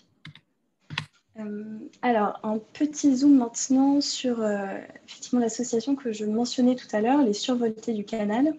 Je ne sais pas si une personne est présente aujourd'hui, mais sinon je vais le présenter rapidement. Moi, je veux bien en parler. Bonjour. Ok, mais je vous laisse la parole. Allez-y. Je suis Marguerite Jiménez, donc je suis membre des Survoltés du Canal. C'est une association qui existe depuis 2 ans, qui est basée sur Saint-Jean-de-Bray et qui a pour objectif à la fois de travailler sur la sobriété et à la fois de produire de l'énergie renouvelable sur la métropole d'Orléans. Donc, tous les principes vous ont été présentés déjà. Concrètement, je peux dire là où on en est par rapport à ce qui est marqué là. Attendez, il faut d'abord que je lise. Donc, on va créer une société dont les statuts sont pratiquement rédigés, ils sont en attente d'être déposés. Ça sera une société par action simplifiée pour laquelle on va demander le label ESUS, entreprise solidaire d'utilité sociale, parce que vous avez bien compris que les productions citoyennes comme ça, les sociétés de production citoyenne n'ont pas de but spéculatif. Hein. La grande partie des bénéfices sera réinvestie dans de nouveaux projets.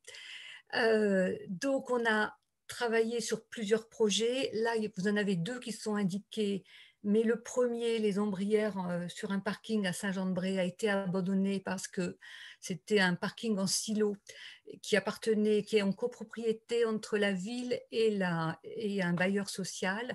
C'était un parking ancien et qui aurait besoin d'être étayé pour pouvoir supporter des ombrières sur le dernier étage. Et donc, ça a entraîné un surcoût beaucoup trop important pour que ce projet soit viable sur le plan économique.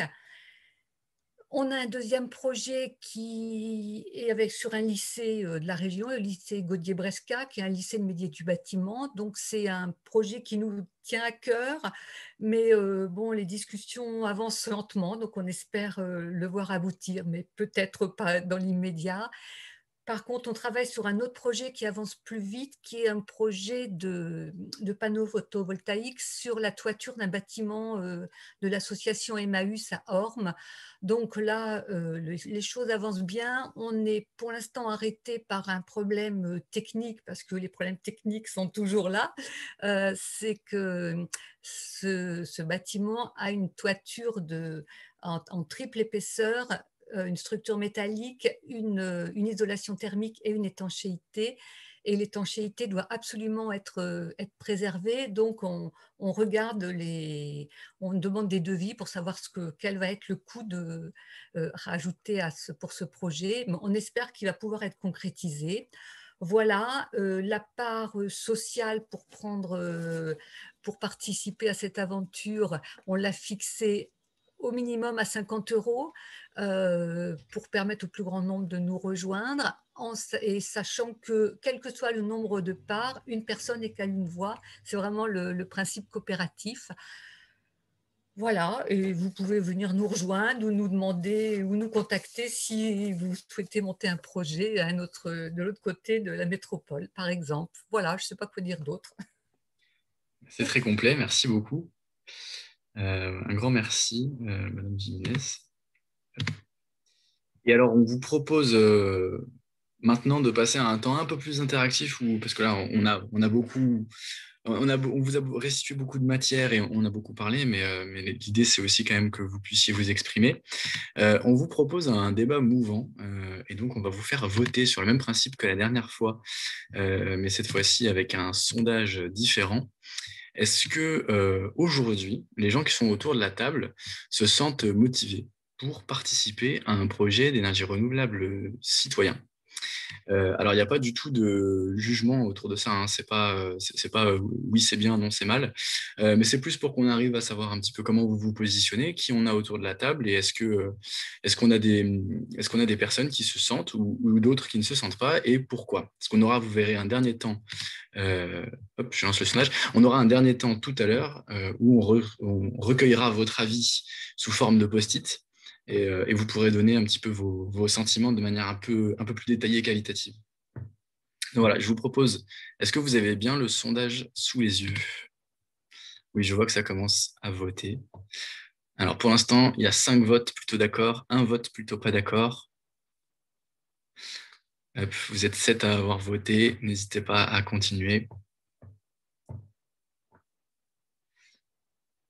Est-ce qu'une personne qui a voté qu'il se sentait motivé pour participer à un projet de ce type, mais qui n'y participe peut-être pas encore, mais disons qu'il a cette envie-là, peut prendre la parole pour nous expliquer un petit peu son point de vue?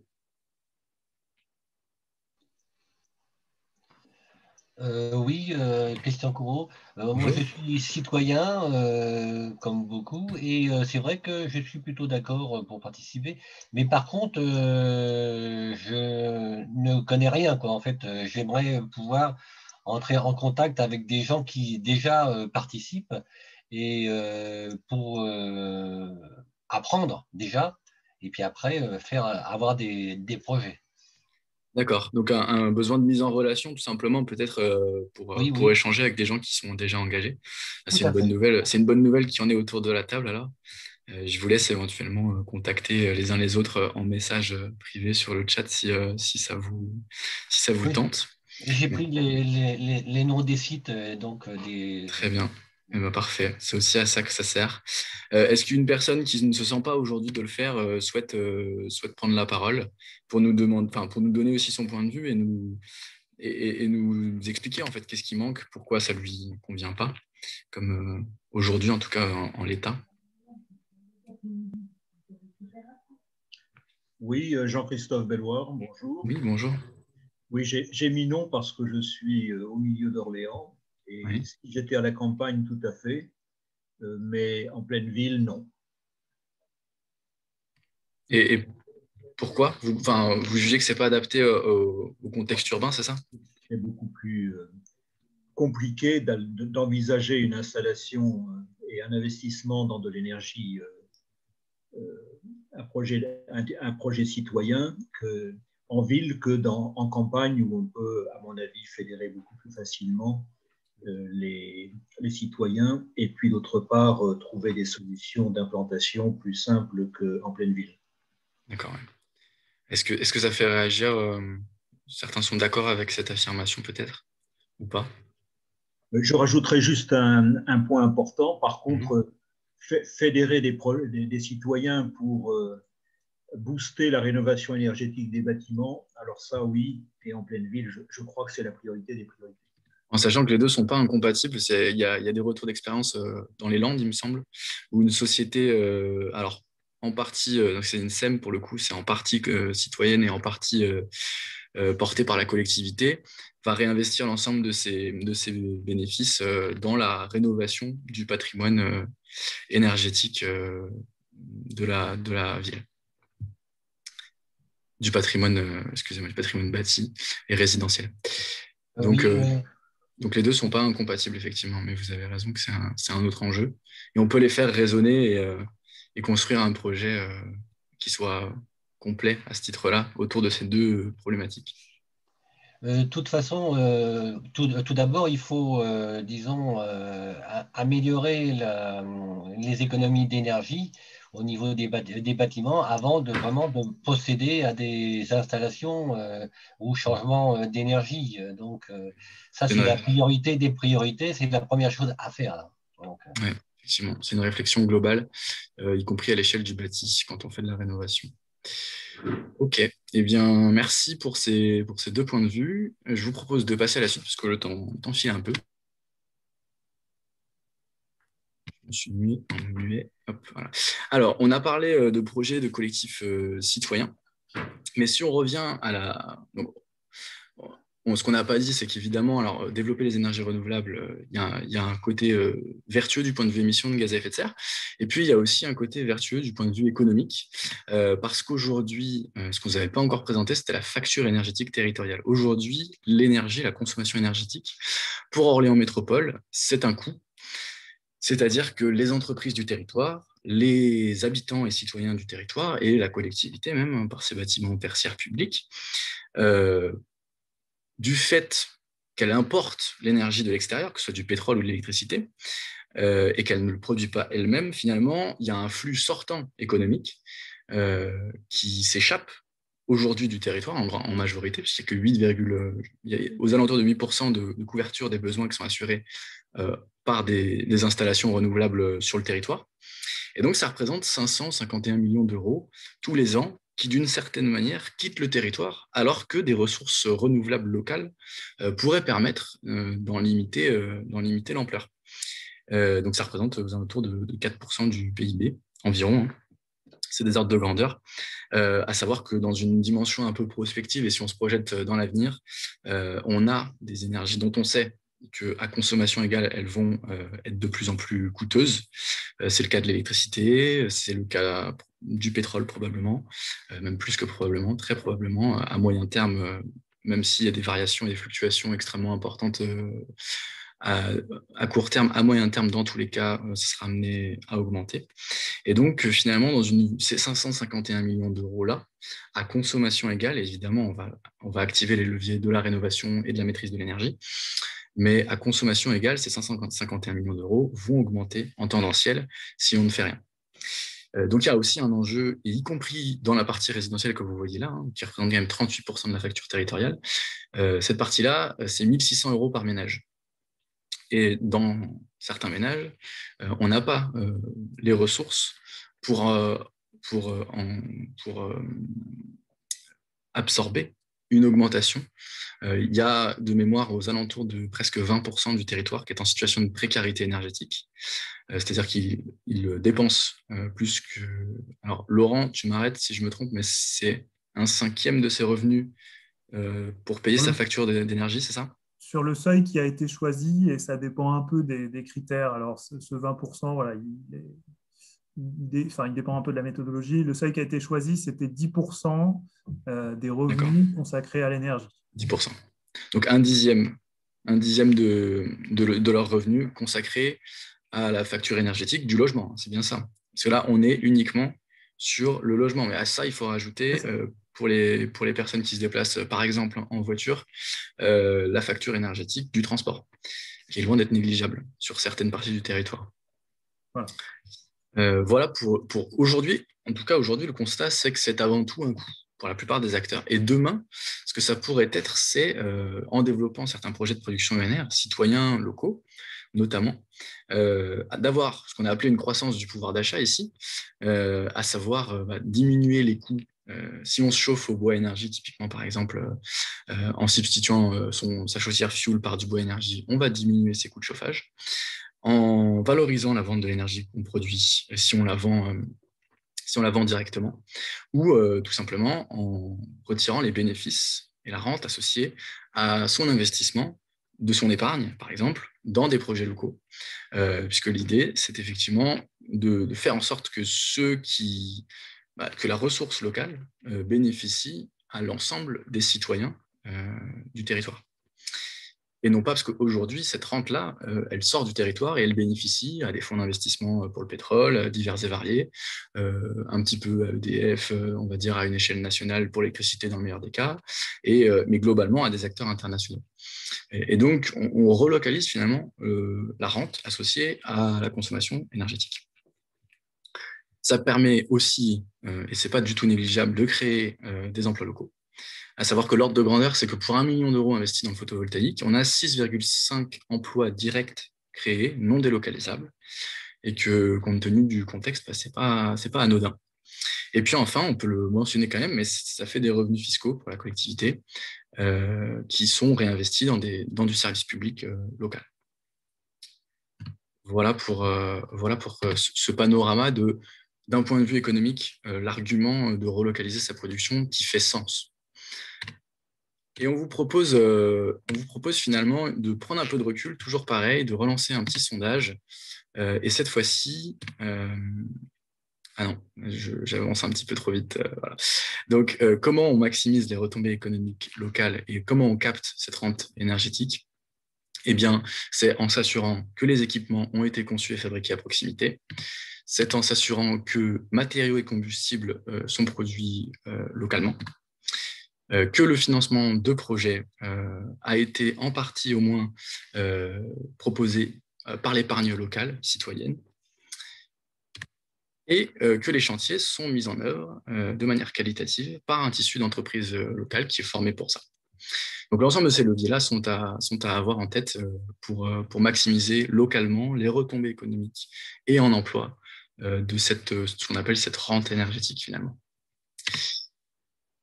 Et donc, pour prendre un petit peu de recul, et parce qu'on est dans un contexte aussi particulier aujourd'hui en situation sanitaire, on vous proposait ce petit sondage.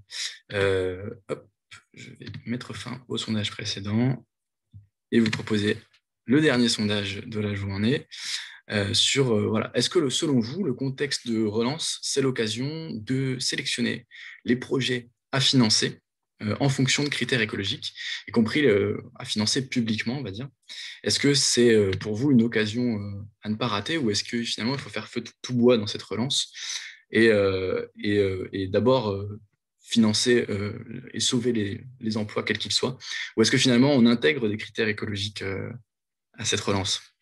C'est une question qui dépasse un petit peu le cadre de cette intervention là aujourd'hui, mais on voulait vous proposer cette petite respiration et cette petite mise en perspective. Et pour l'instant, très clairement, ça ne fait pas trop de débat. Il faut dire que la formulation, voilà, mais n'hésitez pas à porter un propos opposé, hein, parce que pour l'instant, vous êtes tous d'accord avec la question. Vous êtes 8 à avoir voté. Est-ce que quelqu'un souhaite prendre la parole sur ce sujet-là? Puisque pour l'instant, vous êtes tous d'accord, mais est-ce que vous voulez nous dire pourquoi?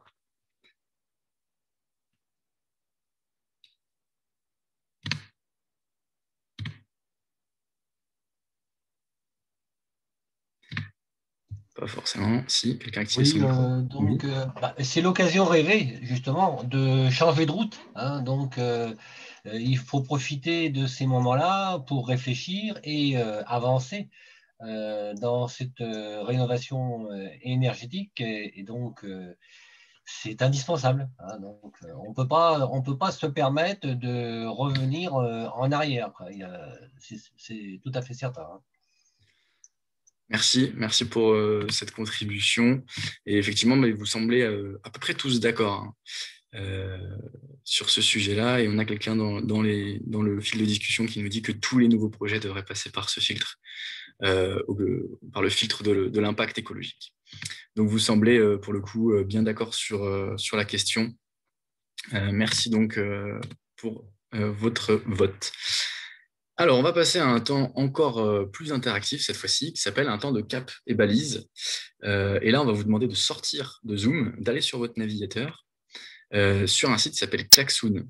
Donc, on va vous le mettre dans le chat. Il faut que vous vous connectiez sur votre navigateur, Mozilla, Chrome, etc. que vous rentriez le code suivant sur la page Klaxoon. Alors, je vous laisse tous procéder à la démarche. Vous tapez Klaxoon sur votre navigateur. Ça a été mis dans le chat. Vous pouvez aussi copier-coller le lien qu'Esther a copié. Et donc, vous vous connectez en rentrant le code qui est dans le fil de discussion et qui est aussi à l'écran.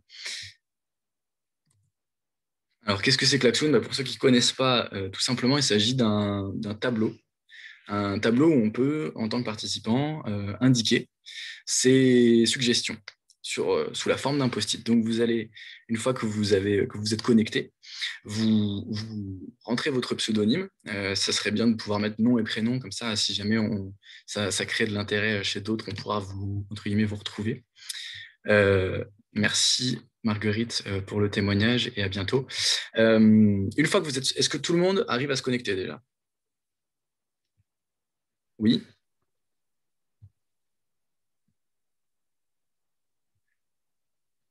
Est-ce que tout le monde est arrivé à se connecter sur le Klaxoon?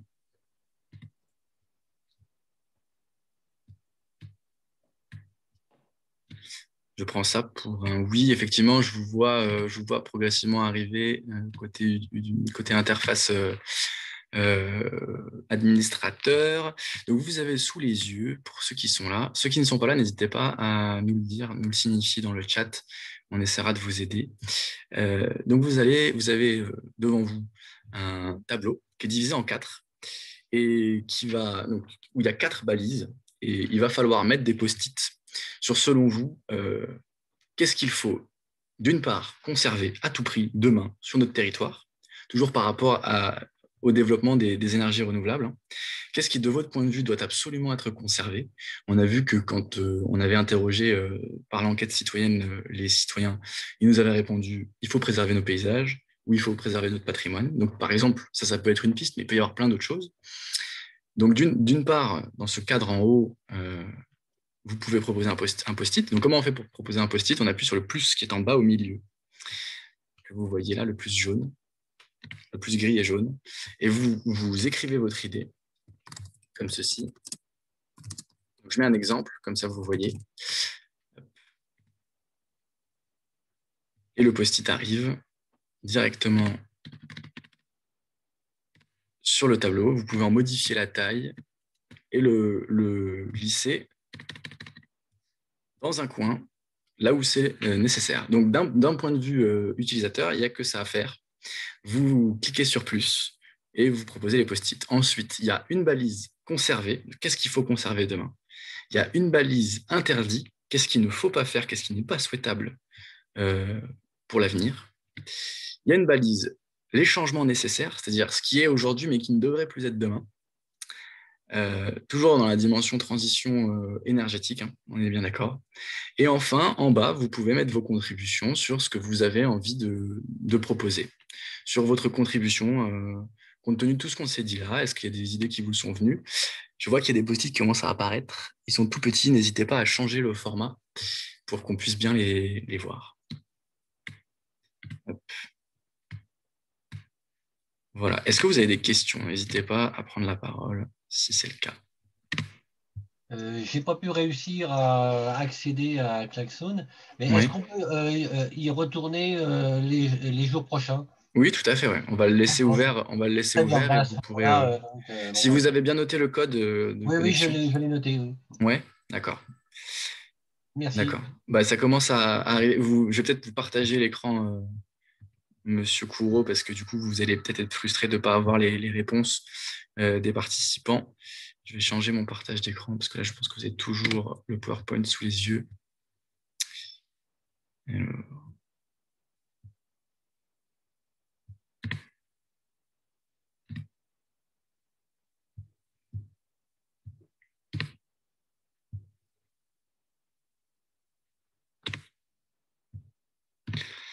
Voilà, donc pour l'instant, ça ressemble à ça. Et on voit qu'il y a de plus en plus de post-it qui arrivent et qu'on a effectivement la dimension préservation des terres agricoles, dont on n'a pas beaucoup parlé, mais effectivement, les terres agricoles sur la métropole, qui est par ailleurs engagée dans une démarche de programme alimentaire territorial, les terres agricoles sont à préserver.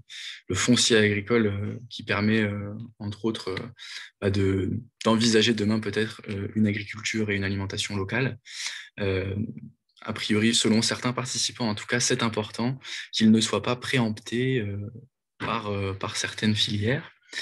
N'hésitez pas d'ailleurs, une fois que vous avez vu certains post-it des participants, à cliquer dessus et liker. Vous pouvez dire que vous êtes d'accord en mettant un petit cœur sur le post-it. Une porosité entre territoires urbains et territoires ruraux. Donc cette idée qui, effectivement, un petit peu irrigue aussi le développement des énergies renouvelables, qui est que les territoires urbains et territoires ruraux peuvent et ont intérêt à marcher main dans la main sur ces questions-là, puisque certains ont une ressource et d'autres, potentiellement, peut-être, ont les financements et ont l'envie de développer une consommation durable. Donc évidemment, il y aura une réflexion à mener là-dessus. Toujours ça dans la balise à conserver. Pour les balises interdites, il y a des gens qui disent qu'on ne peut pas garder le statu quo sur l'énergie. Donc en fait, le statu quo est l'interdit. Il faut tout changer. Est-ce que vous voyez mon écran? Est-ce que... Ouais, c'est bon? Oui, on le voit. Oui, On oui. le voit? Très bien. Donc on a quelques idées comme ça. Alors, on a quelqu'un qui nous a dit nous accompagner, c'est la métropole. Donc, la métropole est force de proposition pour accompagner les bonnes volontés. Donc c'est toujours une bonne nouvelle de savoir qu'on aura des ressources à disposition quand on souhaite s'engager. Il y aura évidemment énergie partagée aussi pour ceux qui le souhaitent. Raphaël Mercier, qui était là tout à l'heure, est également une ressource mobilisable. Trier mes déchets fermentescibles, les déposer dans un bac d'apport volontaire pour qu'ils soient méthanisés. Ça, c'est une contribution citoyenne, on va dire. Et effectivement, on a tous, en tant que citoyens aussi, notre rôle à jouer et notre contribution à apporter. Arrêter le développement des réseaux de chaleur qui constituent des rentes à vie pour les énergéticiens privés. Alors ça, je crois que c'est plutôt du coup dans la catégorie de l'interdit. Donc c'est ce qui n'est pas souhaitable demain. À savoir que les réseaux de chaleur sont des délégations de services publics dont la rente est la rente, dont la gestion et la distribution est déléguée à des opérateurs privés et qui constituent des marchés réglementés, entre guillemets. Donc, voilà, un débat qui est à poursuivre forcément. L'idée qu'il existe une seule solution en matière de transition énergétique. Est-ce que la personne qui a mis ça veut bien nous le préciser? Ouais, du coup, attendez, hop, j'essaie.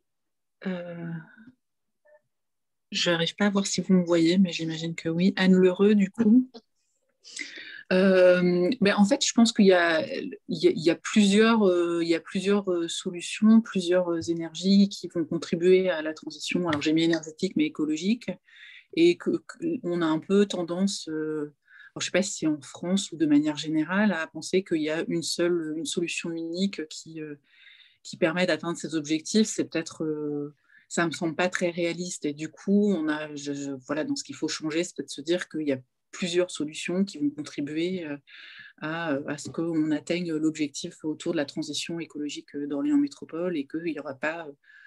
voilà, il peut y avoir... moi, je travaille chez GRDF, donc je suis plutôt favorable à la méthanisation, mais il peut y avoir du compost et de la méthanisation. C'est pas interdit de faire les deux. On peut faire du panneau photovoltaïque et aussi de la méthanisation des déchets fermentescibles. Enfin voilà, il n'y a pas Alors moi j'ai proposé de trier mes propres déchets fermentescibles. Du coup, je vais vous faire 10 minutes de contribution. Monsieur Cornaggia me connaît, il va regretter que vous m'ayez donné la parole. Mais du coup, c'est moi qui ai mis les déchets fermentibles et ce n'est pas moi qui ai mis, et je ne l'ai même pas liké, les rentes à vie pour les énergéticiens privés sur les réseaux de chaleur. Les deux sont liés, je tiens à dire. Je ne dis pas que je ne suis pas d'accord avec ce qui a été mis, mais ce n'est pas moi qui l'ai mis en tout cas. Très bien. Voilà. Bon, en tout cas, il y a plusieurs, voilà, pour moi, il y a plusieurs solutions possibles qui contribuent chacune à ce qu'on ait ce qu'on atteigne les objectifs d'Orléans Métropole et que c'est dommage de se priver d'une partie des solutions possibles juste par dogmatisme ou par volonté d'en imposer une seule. D'accord. Merci pour cette contribution. Et on peut prendre un dernier commentaire si jamais. Il faut bien se rendre compte. Voilà, oui. Il faut bien se rendre compte qu'on passe d'une énergie concentrée à une énergie diffuse. Donc, il faudra adopter toutes les solutions possibles pour capter toute cette énergie diffuse. Tout à fait. Et sur la méthanisation, c'est le cas, et ça pose des questions de dimensionnement des réseaux également. Même si on va pas forcément entrer dans ce sujet-là, parce qu'il est très intéressant, mais assez long à évoquer. Mais effectivement, il faut capter de manière diffuse, et donc ça pose des défis. Mais en même temps, ça pose aussi un tas d'opportunités pour les citoyens, puisque finalement, par le caractère diffus de la production, on peut aussi envisager d'être producteur soi-même en tant que citoyen individuel. Voilà, alors je vous laisse compléter au gré de vos envies les différentes cases de ce tableau. Et je vous propose maintenant de revenir sur le support et sur Zoom pour un petit moment de clôture. Cyril, je vais te laisser prendre la main là-dessus. Sauf si vous avez de dernières questions, mais je pense qu'on va en rester là. Cyril, je te laisse clôturer. Ça marche, ok. Bon, s'il y a encore des questions, n'hésitez pas à les poser dans le chat, mais bon, est quand même venu le temps de la conclusion parce qu'il va bien falloir nous quitter ce soir. J'espère que vous m'entendez toujours bien malgré mon micro qui n'est pas de très bonne qualité. Alors, l'occasion de conclure ce webinaire. Merci déjà à tous pour votre participation et vos différentes contributions. Ça a été un moment riche ce soir en échange, je pense, malgré ce format à distance. Alors, l'occasion pour moi de vous dire que là, ce temps des assises de la transition écologique, c'est pour partager de la connaissance, partager les données du diagnostic que Laurent a présenté tout à l'heure, s'acculturer sur les sujets de la transition énergétique et des énergies renouvelables pour ce soir, et qu'il y aura un prochain temps, donc à partir de début mars, sur la construction d'actions collectives autour des énergies renouvelables, entre autres, puisqu'il y a toutes les autres thématiques aussi des assises qui vont continuer de proposer certains temps.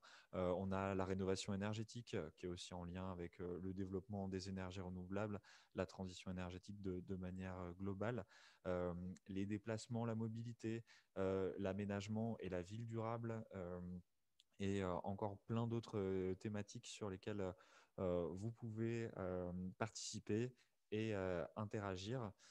Alors, sur la diapo suivante, justement, on le voit un peu mieux. Donc, vous pouvez découvrir aussi tout le contenu qui a été produit dans le cadre des assises sur notre site internet, donc Assises de la transition écologique d'Orléans Métropole, et retrouver donc dans les différentes boîtes à outils, dans les différentes pages dont vous voyez les petits logos en bas de votre écran, donc différents documents, l'enregistrement des webinaires qui ont eu lieu. Donc, on vous invite aussi à vous inscrire sur la newsletter des thématiques qui vous intéressent pour suivre les actualités des assises. Et donc, vous pourrez agir et contribuer aux différentes actions qui vont avoir lieu sur le territoire à partir de début mars lors des ateliers qui vont arriver. Mais vous pouvez aussi proposer des temps off sur la plateforme Internet des Assises, à l'instar un petit peu du format d'énergie partagée des survoltés du canal, qui ont proposé un webinaire qui a eu lieu lundi soir, et donc qui sera prochainement disponible en enregistrement sur la boîte à outils comme j'ai indiqué. Mais voilà, en tant que citoyen, si vous faites partie d'une association ou autre, vous pouvez proposer du contenu et un temps off pour partager avec les autres acteurs du territoire. Voilà, j'ai présenté ce qu'il fallait concernant les assises de la transition écologique. Je vous remercie encore une fois pour votre mobilisation et j'espère vous revoir très prochainement sur d'autres événements. Merci à tous et merci encore aux intervenants pour leur présentation ce soir. Merci beaucoup. Bonne soirée. Bonne soirée à tous. Au revoir. Merci à tous. Au revoir. Bonne soirée.